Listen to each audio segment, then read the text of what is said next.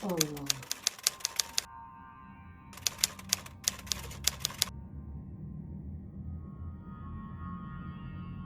Assalamualaikum warahmatullahi wabarakatuh. Assalamualaikum warahmatullahi wabarakatuh. Mang Sukir. A'udzubillahi minasyaitonirrajim. Bismillahirrahmanirrahim. Assalamualaikum warahmatullahi wabarakatuh. Kembali lagi bersama Mang Sukir. Untuk cerita kali ini, Mang Sukir masih melanjutkan cerita yang sebelumnya yang berjudul Gadis di Kaki Merapi. Cerita ini ditulis oleh A.R. Rizal. Bagi teman-teman yang ingin membacanya secara langsung, bisa langsung kunjungi link yang saya sudah siapkan ada di deskripsi. Sebelum Mang Sukir lanjut, bagi teman-teman yang belum subscribe channel ini, Mang Sukir minta dukungannya dengan subscribe channel ini dan nyalakan notifikasinya, tentunya agar teman-teman tidak ketinggalan cerita-cerita dari Mang Sukir. Dan tak usah berlama-lama, langsung saja kita ke ceritanya. Selamat mendengarkan. Lenting duduk termenung di sudut pembaringan. Matanya menatap lurus ke arah lemari kayu. Tatapan yang kosong. Gadis itu sama sekali tak melihat apa-apa di depan cermin besar selain pantulan wajahnya. Lenting sedang tak ingin berpikir tentang dirinya sendiri. Sesekali, gadis itu menengadah ke langit-langit kamar. Ia hanya menemukan tempias, bekas air yang menyelinap dari dinding kayu setelah tercecer di sela-sela atap seng yang sudah berkarat. Lenting tidak khawatir dengan atap yang tiris.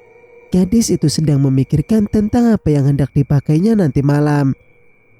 Malam di gelanggang sudah ditetapkan. Lenting sudah mendapatkan perannya. Tapi ini bukanlah pertunjukan besar yang dirancang secara serius. Hanya pertunjukan untuk merintang-rintang hari. Lenting meski berlagak seperti putri bangsawan, tapi gadis itu sama sekali tak mendapatkan kostum. Farida tak punya kostum pelakon dalam sandiwara. Perempuan itu hanya memberi gambaran bagaimana cara putri bangsawan berdandan. Lenting tinggal mengikuti cara yang ditunjukkan Farida. Putri bangsawan itu berbedak tipis, memakai celak dan kincu, memakai baju kurung dan berkain sarung, cukup terbuat dari loyang. Ada selendang untuk menutup mahkota di kepalanya.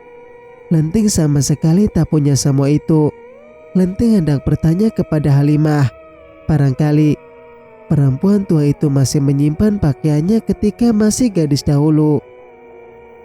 Ketika teringat dengan sikap Halimah yang tak senang dengan kegemarannya menari, Lenting jadi mengurung niat hatinya.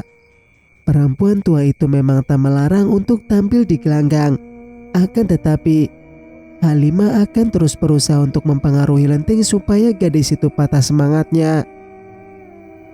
Lenting tertumpuk pengana, seperti di depan tembok yang tinggi menjulang. Ada labirin tak berujung sebagai jalan keluar. Lenting tak mau mengambil resiko. Waktunya sudah dekat. Ia harus segera pergi ke gelanggang. Tiba-tiba, lemari kayu terbuka. Lemari kayu terbuka perlahan-lahan. Lenting lupa menguncinya. Dari celah yang terbuka, Lenting melihat pertumpukan kain terlipat rapi. Ya, gadis itu bisa memilih salah satunya. Sang ibu mewariskan banyak pakaian di dalam lemari kayu. Lenting bangkit, mendadak ke arah lemari. Gadis itu membuka lemari lebar-lebar.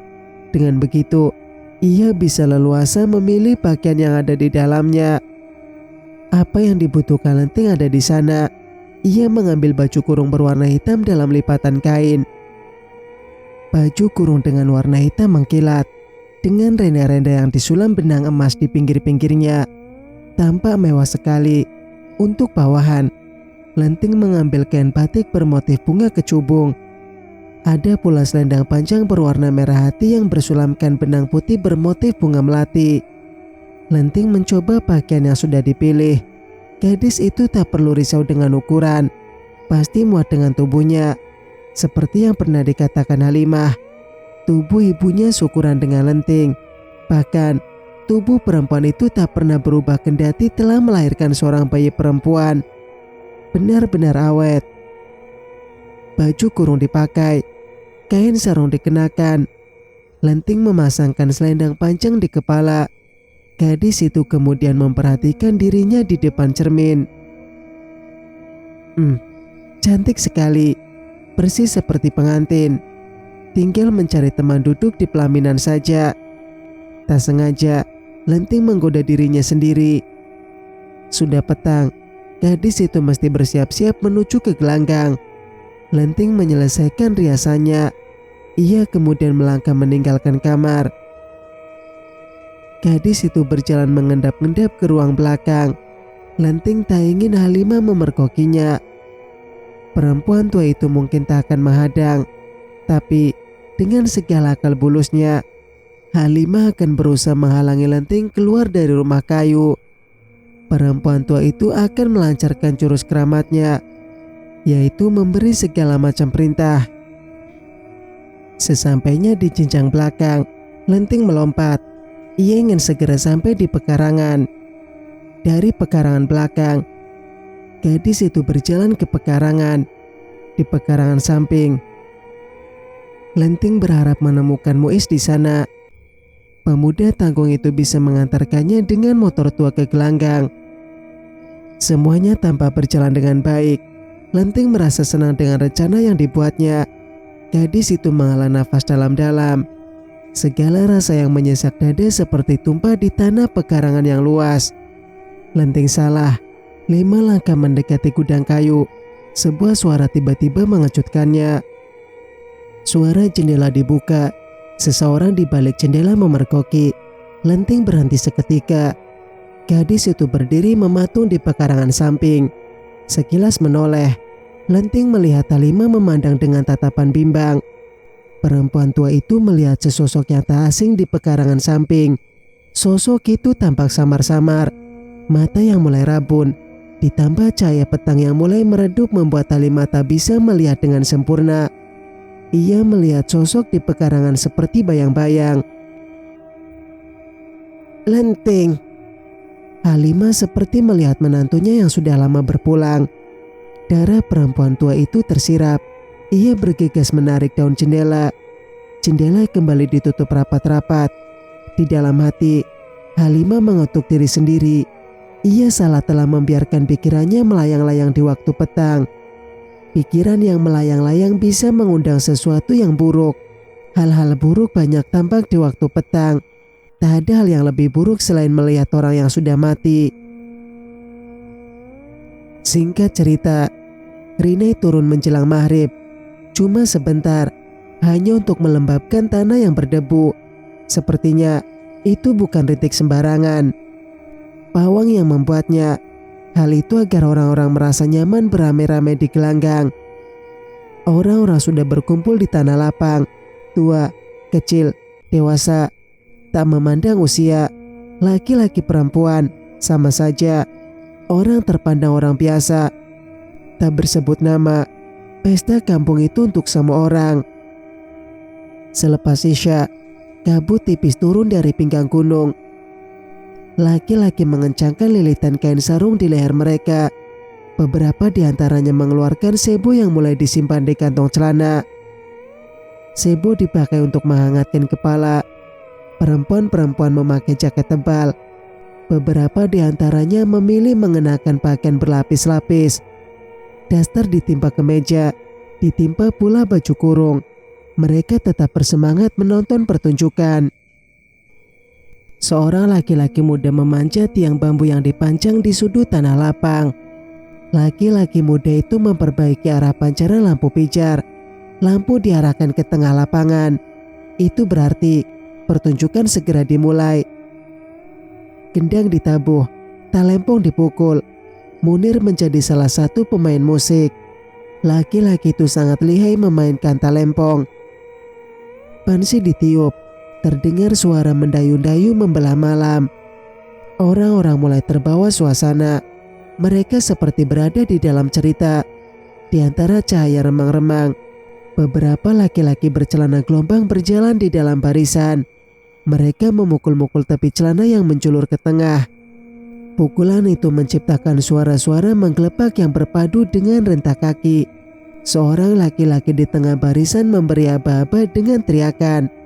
Kelompok laki-laki itu serempak membentuk lingkaran di tengah tanah lapang. Kuda-kuda dipasang, gerakan menyerang dan menangkis dimainkan. Itu seperti pencaksilat. Laki-laki di tengah gelanggang itu sebenarnya sedang menari. Seorang perempuan dengan tengkuluk seperti tanduk kerbau di kepala mengalunkan dendang. Bait-bait pantun, gurindam, dan puisi lama dilafazkan dengan sempurna. Perempuan dengan tengkuluk itu membacakan kabar sebagai pengantar cerita. Para pelakon muncul di tengah gelanggang. Seorang laki-laki muda dan perempuan yang sudah berumur. Keduanya terlibat dalam perbincangan. Semula, pembicaraan itu biasa-biasa saja. Lambat laun, perempuan berumur bicara dengan nada suara meninggi. Ia memaki, menghardik. Benar-benar perempuan yang tinggi hati. Laki-laki muda tertunduk di tanah. Mukanya dijatuhkan ke bumi. Laki-laki yang malang. Hilang kehormatan di hadapan perempuan terpandang. Laki-laki muda pergi dengan membawa malu dan dendam di dada. Ia keluar gelanggang. Orang-orang yang menonton sandiwara bertepuk tangan. Bagian pertama selesai. Orang-orang merasa senang. Bagian kedua dimulai dengan adegan perkelahian. Laki-laki muda berkelahi dengan seorang laki-laki yang dipanggil pendekar. Laki-laki muda tampak kewalahan. Pendekar itu bukan lawan yang sepadan. Pendekar itu bisa saja melumpuhkan si laki-laki muda dengan cepat. Tapi ia mengulur-ngulur waktu agar si laki-laki muda bisa menangkap pelajaran dengan benar. Kedua laki-laki itu tidak sedang berkelahi. Keduanya sedang berlatih silat. Laki-laki muda hendak membela kehormatannya. Ia hendak membalas dendam. Tapi ilmu silat bukanlah untuk membalas dendam. Inti dari silat adalah zahir dan batin. Batin berangkat dari budi. Laki-laki muda berlatih budi kepada sang pendekar. Tepuk tangan menutup bagian kedua. Orang-orang makin bersemangat. Mereka saling bertanya. Walaupun orang-orang itu sudah paham dengan jalan cerita, tapi tetap saja mereka merasa penasaran. Bagian ketiga, sang bintang dalam pertunjukan akan turun ke tengah gelanggang. Orang-orang menjulurkan kepala di tengah kerumunan. Yang pendek menaiki yang tinggi. Mereka tak ingin sekilas pun melewati pandangan kepada sang bintang. Seorang gadis muda melangkah ke tengah gelanggang. Walau tak tampak lenggak-lenggoknya karena berbalut baju kurung, tapi tetap saja ia mempesona di pandangan mata. Laki-laki muda, dewasa, membelalakan biji matanya kepada si gadis muda. Tak sekalipun mata itu berkedip. Lenting memainkan lakonnya sebagai gadis bangsawan yang tinggi hati. Tapi kecantikannya menggoda setiap mata. Membuat laki-laki berhasrat, membuat perempuan-perempuan menyimpan rasa iri di dalam dada mereka. Lenting tak perlu banyak berdialog. Setiap gerak-geriknya sudah menjadi tontonan yang menghibur lahir dan batin. Bagian ketiga belum usai.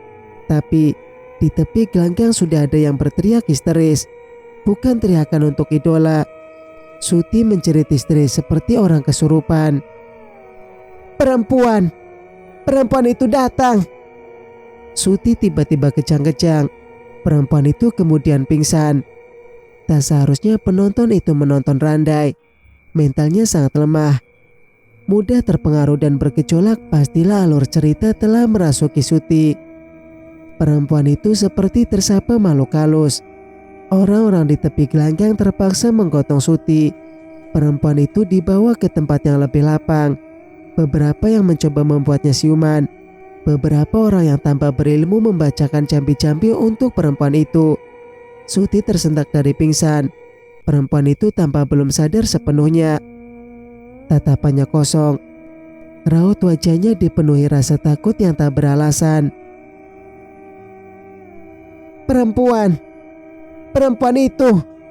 Suti kembali mengigau. Ia seperti melihat hantu. Sebuah suara menyeletuk di antara orang-orang yang mengerumuni Suti. Aku juga melihatnya. Suara yang lain menimpali. Kerumunan itu seketika menjadi riuh.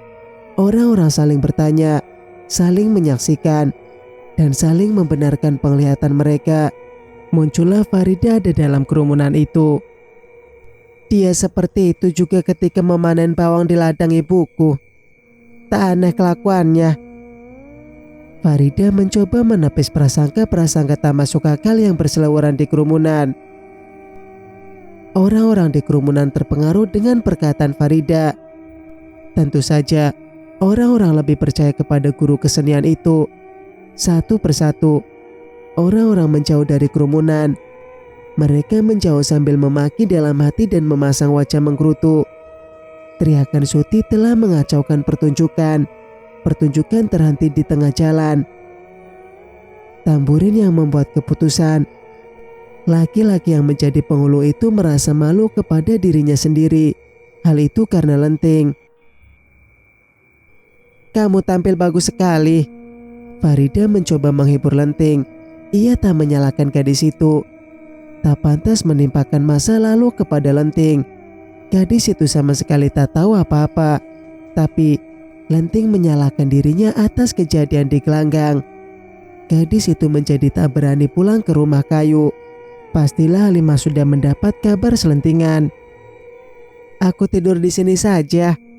Lenting memohon kepada Farida. Farida menggeleng. Muiz sudah menunggu di pekarangan dengan sepeda motornya. Halimah menyuruhnya untuk membawamu pulang. Lenting tak bisa mengelak. Ia berada di ujung tanduk, seperti makan buah si malakama. Gadis itu memilih ikut dengan Muiz. Ia sudah bersiap dengan hal-hal terburuk yang akan dilakukan Halimah kepadanya. Ah, tidak. Gadis itu hanya membayangkan Halimah akan menasehatinya sepanjang malam. Barangkali sampai pagi menjelang. Benar saja, setiba di beberapa rumah kayu, Halimah menyambut dengan muka iba. Yang aku takutkan terjadi juga. Kau ini memang keras kepala. Persis seperti ibumu. Lenting tak membalas perkataan Halimah. Gadis itu melangkah ke dalam rumah kayu sambil menekuk muka. Ia ingin segera sampai ke kamar, menanggalkan semua pakaian yang melekat di badan. Dengan begitu, Lenting bisa melupakan kejadian di gelanggang. Setidaknya, sampai pagi menjelang ketika ia terlelap dalam mimpi yang lain. Semoga saja itu mimpi indah. Gadis itu tak sengaja tertidur selepas asar. Orang-orang kampung mempercayai petang adalah waktu yang buruk untuk tidur. Lenting tak memperdulikan. Matanya terlalu berat untuk dibawa terjaga. Rasa kantuk yang aneh. Lenting memilih berdamai dengan rasa itu. Lenting terjaga tiba-tiba. Sebuah suara memanggil yang membuatnya terjaga. Itu seperti suara Halimah. Gadis itu pun duduk di tepi pembaringan. Ia coba membuka mata, tapi pandangannya tampak berkunang-kunang. Lenting memegangi kepalanya yang terasa ditusuk-tusuk peniti. Rupanya, begini hal buruk itu. Ketika tertidur di waktu petang, gadis itu bangkit dari tempat tidur, mengumpulkan semua tenaga untuk berdiri dan melangkah ke pintu kamar. Lenting hendak menuju ke suara yang memanggil. Arahnya terdengar dari ruang belakang. Ikutlah denganku. Halimah menyapa di balik pintu belakang. Perempuan itu sedang memotong pelepah daun kelapa kering dengan parang besar. Kemana? Lenting masih bingung dengan ajakan Halimah. Ke Parak. Halimah menjawab singkat. Oh, Lenting mengerti. Gadis itu meski mempersiapkan diri, ia harus mengenakan pakaian yang pas. Ia berbalik menuju ke kamar. Baru saja melangkah, Lenting teringat untuk membasuh muka. Hal itu biar pandangannya menjadi semakin jelas. Dan tanpa bekas alas tidur di wajahnya. Tapi Lenting tak sempat ke kamar mandi. Gadis itu mencari akal untuk bisa membasuh muka. Di ruang belakang, Lenting melihat sebuah cerek di atas lemari kayu. Cerek itu diraba. Terasa sejuk. Berarti Lenting bisa membasuh muka dengan air dari cerek tersebut. Cerek dari aluminium diangkat, dibawa ke jendela yang terbuka. Lenting menjulurkan mukanya ke jendela. Gadis itu kemudian mengguyur mukanya dengan air dari cerek. Menyegarkan sekali. Lenting memuji diri sendiri di dalam hati. Padahal bila kelakuannya itu dilihat oleh Halimah, pastilah ia mendapat amarah besar. Sungguh tak sopan anak gadis mencuci muka dengan air dari cerek. Lenting meletakkan cerek di atas lemari. Ia mencuri pandang ke segala arah. Beruntung tak ada seorang pun memperhatikannya. Gadis itu melangkah ke arah kamar untuk berganti pakaian di sana. Gadis itu melangkah tergesa-gesa. Ia tak ingin Halimah terlalu lama menunggu di pekarangan belakang. Sesampainya di pintu kamar, tiba-tiba Lenting terperanjat. Gadis itu melihat sesosok di dalam kamar. Sosok yang asing, tapi telah beberapa kali mendatanginya. Seorang perempuan muda duduk di sudut pembaringan. Ia memandang lurus ke arah cermin besar di lemari kayu. Perempuan itu seperti sedang memuji kecantikan dirinya sendiri. Lenting hanya menatap terpana. Gadis itu tak berani melangkah ke dalam kamar. Perempuan muda itu bangkit dari pembaringan. Ia berdiri persis di depan cermin besar yang terpajang di lemari kayu. Di dalam cermin, perempuan muda itu tersenyum sumringah. Ia memuji penampilannya yang sempurna. Perempuan muda menggerakkan tubuhnya di depan cermin. Kakinya melangkah ke depan dan ke belakang, ke samping kiri dan kanan. Begitu berulang-ulang.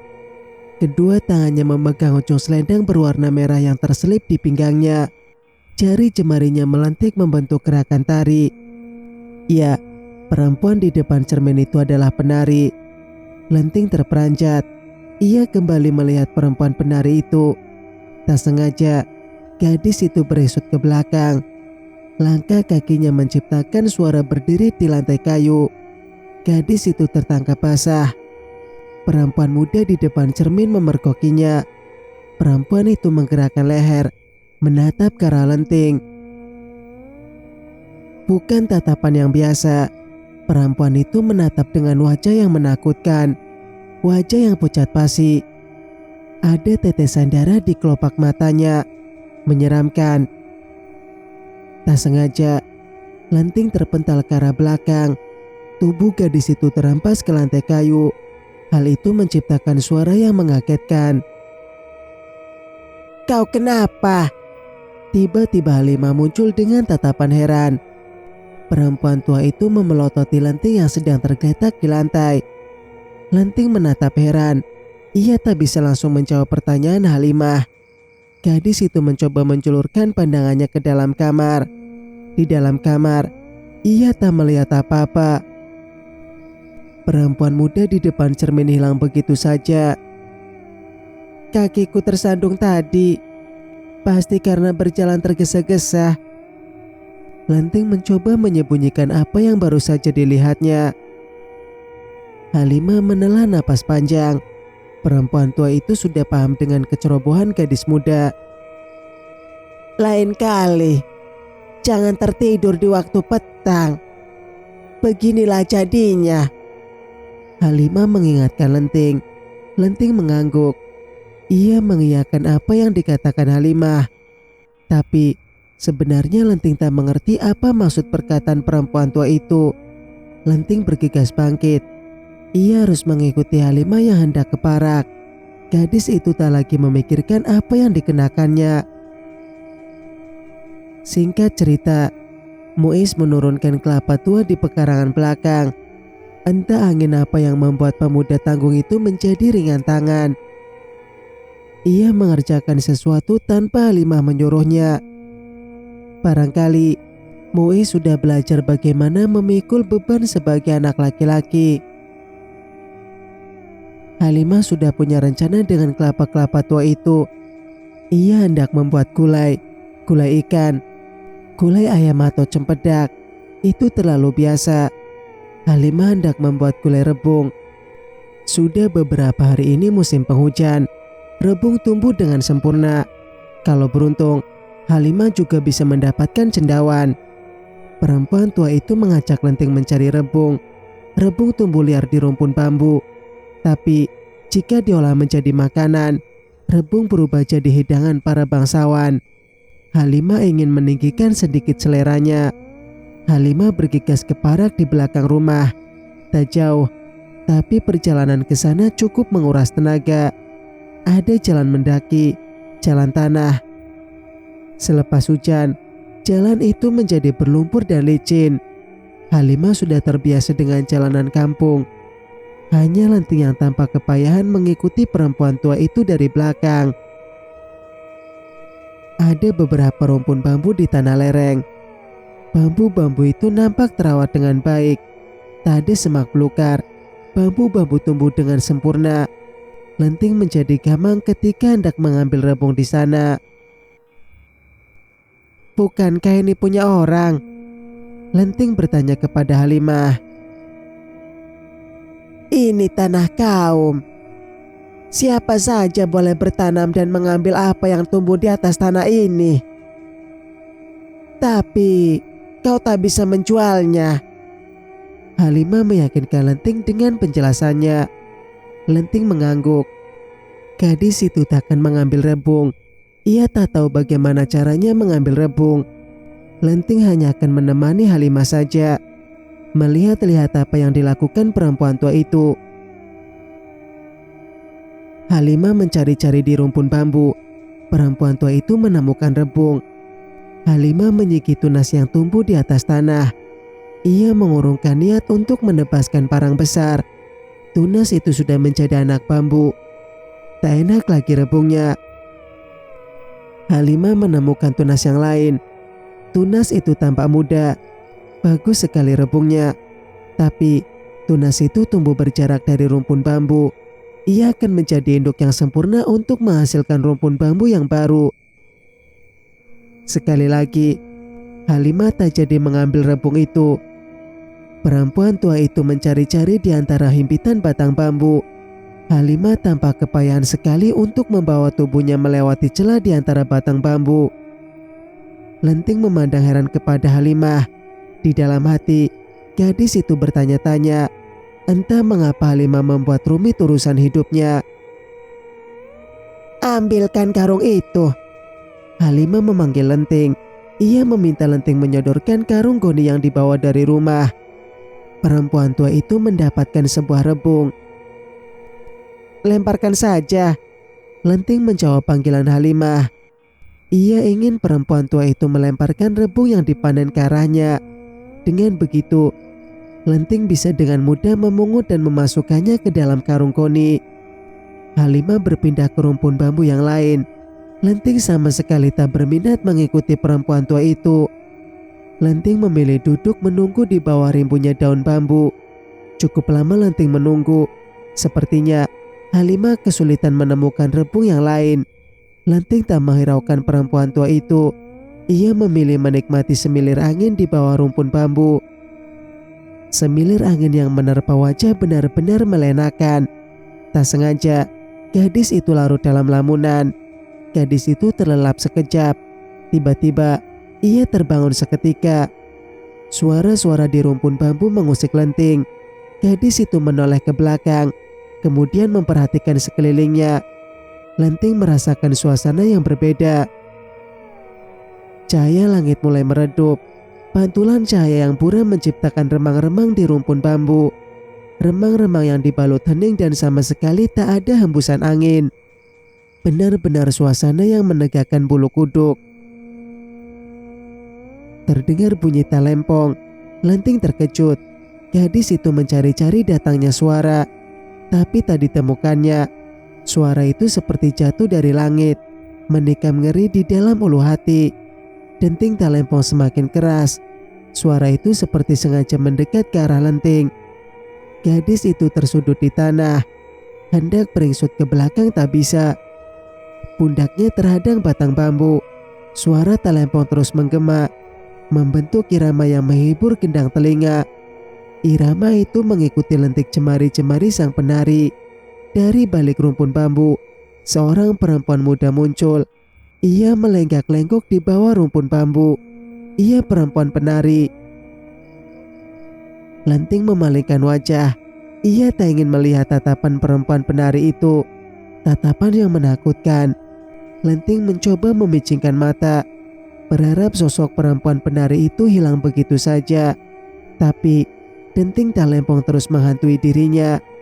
Lenting menutup kendang telinga dengan kedua tangannya.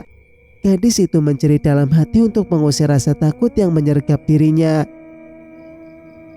Hampir maghrib. Ayo pulang. Tiba-tiba sebuah suara menyapa Lenting. Itu suara Halimah. Perempuan tua itu telah menyelesaikan pekerjaannya mengumpulkan rebung. Lenting tak mendengar suara memanggil. Gadis itu tetap saja terjerat rasa takut. Hingga sebuah sentuhan membuat Lenting memberanikan diri membuka mata. Perempuan penari itu apakah sudah pergi? Lenting mengadu kepada Halimah dengan raut wajah ketakutan. Perempuan penari. Halimah memandang bingung ke sekelilingnya. Tak ada perempuan penari di sini. Lenting bangkit, kemudian menyiki suasana di sekitarnya. Gadis itu mencari-cari. Benar saja, ia sama sekali tak melihat perempuan penari. Tadi aku melihat perempuan menari di bawah rumpun bambu. Raut wajah Lenting masih tampak kebingungan. Halimah memasang wajah menyeringai. Kau mengigau. Perempuan tua itu melancarkan tuduhan. Karena itulah, jangan melamun di waktu petang. Halimah menggeleng-gelengkan kepala. Tak bosan-bosan ia mengingatkan Lenting tentang segala macam pantang. Lenting memasang muka masam. Percuma saja mengadu kepada perempuan tua itu. Halimah sama sekali tak percaya dengan apa yang dilihatnya. Perempuan tua itu hanya bisa menyalahkan petang. Bersambung, nantikan kelanjutan ceritanya di video berikutnya. Mas Sukir pamit. Wassalamualaikum warahmatullahi wabarakatuh.